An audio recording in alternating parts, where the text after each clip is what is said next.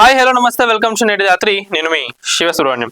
మొత్తానికి అయితే తెలంగాణలో ఒక బై ఎలక్షన్ అయితే జరిగింది. అంటే గతంలో కూడా జరిగింది, కానీ ఇప్పుడు మనం చూసుకున్నట్లయితే జూబ్లీ హిల్స్ ఏదైతే ఉందో ఈ ఎలక్షన్లో రాబోయే రిజల్ట్ తోని తెలంగాణ రాష్ట్ర రాజకీయాలలో ఒక మార్పు అయితే రాబోతుంది.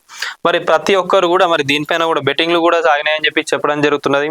మరి ఇక్కడ ఎవరు కాంగ్రెస్ వస్తుందా బీఆర్ఎస్ వస్తుందా, వస్తే ఎలా ఉంటుంది, బీఆర్ఎస్ వచ్చినా కాంగ్రెస్ వచ్చినా ఎవరు కూడా ఆగరు. సో ఎలక్షన్స్ కి సంబంధించి ఎలక్షన్ కమిషన్ కూడా చాలా ఏర్పాట్లు చేస్తూ ఉంటది.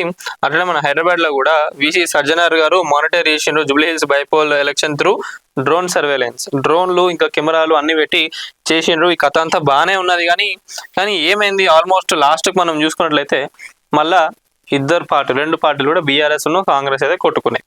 మరి మీరు అన్ని డ్రోన్లు పెట్టి ఎందుకు, అన్ని కెమెరాలు పెట్టినా కూడా ప్రాపర్ గా జరగాలి కదా. ఇంత రిగ్గింగ్ జరిగిందని చెప్పి బీఆర్ఎస్ వాళ్ళు చెప్తున్నారు.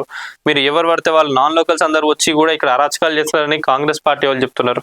మరి ఇంత ఘనం చేసినా కూడా ఎక్కడ జరుగుతుంది తప్పు అనేది, ఎందుకు ఇన్ని డిస్టర్బెన్సెస్ వస్తున్నాయి ఏందనే దానిపైన కూడా ఒకసారి క్లియర్గా ఆలోచించుకోవాలి.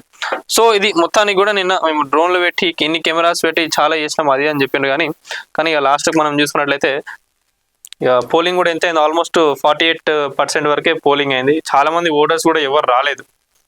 మరి అసలు వాళ్ళని రప్పియాలి. ఫస్ట్ ఆఫ్ ఆల్ ఎవరైతే ఓటు వేసేటోళ్ళు ఉంటారో వాళ్ళందరినీ ఫస్ట్ వచ్చి ఓటు వేయండి అని చెప్పేది కూడా బాధ్యత ఉంటుంది. ఇక వచ్చేటోళ్ళు వేస్తారు, అది కూడా పార్టీ వాళ్ళు చూసుకుంటారంటే ఏమవుతుంది, గొడవలే అవుతుంది. అదే నిన్న ఏమైంది, టైం అయిపోతున్న కొద్దిగా అందరు పార్టీ వాళ్ళు అందరూ రండి ఓట్లు వేయండి అని చెప్పి పోయి అడుగుతున్నారంట. జనాలకు కూడా ఎట్లా అంటే ఓటు అనేది ప్రతి ఒక్కరి హక్కు.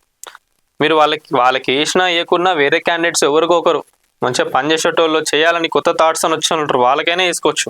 మరి ఓటు వేయకుండా ఇంట్లో కూర్చునడం అయితే కరెక్ట్ అయితే కాదు.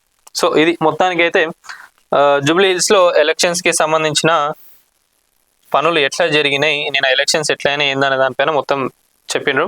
మరి ఇప్పుడు ఆల్రెడీ ఎలక్షన్ నిన్న జరిగింది. ఏ పార్టీ గెలుస్తుంది అని మీరు అనుకుంటున్నారో ప్రతి ఒక్కరు కామెంట్లో పెట్టండి.